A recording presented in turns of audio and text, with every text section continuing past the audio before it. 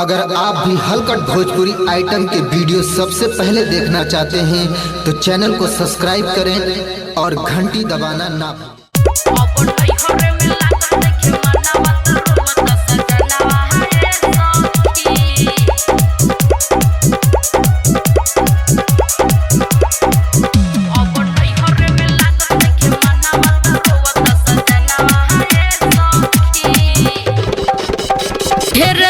सखी हम तय भइल शादी सैया साथ सुते के नमी हिलल जादी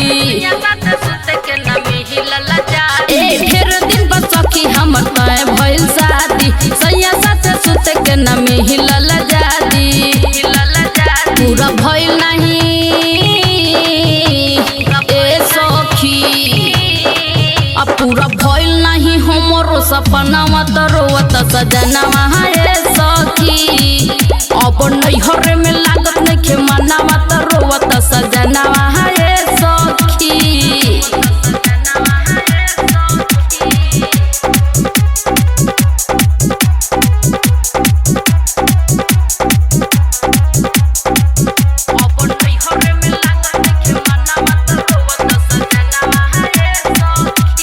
भइल रही शादी सखी जैती ससुरारी धके हम सुतती सैया के अकवारी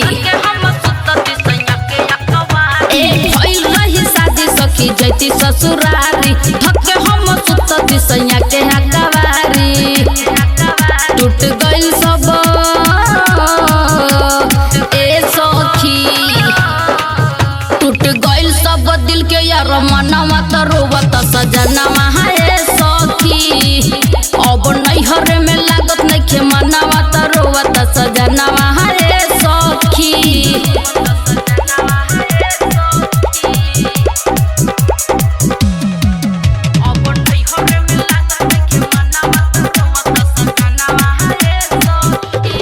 आइल कोरोना सखी रुक गइल शादी लागत कि मिले न जियत मुआदी आइल कोरोना सखी रुक गइल शादी लागत कि मिले न जियत मुआदी परल फत में ए सखी परल फत में हमरो परनावा त रोवत सजनवा है सखी अब नैहर में लागत नइखे मनवा त रोवत सजनवा है सखी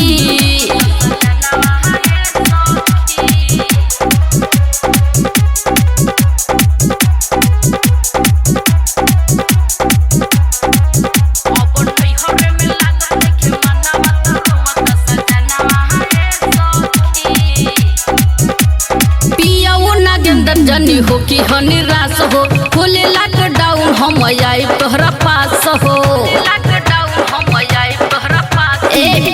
नागेंद्र जनी हो कि निराश हो खुले लॉकडाउन हम आई तोहरा पास हो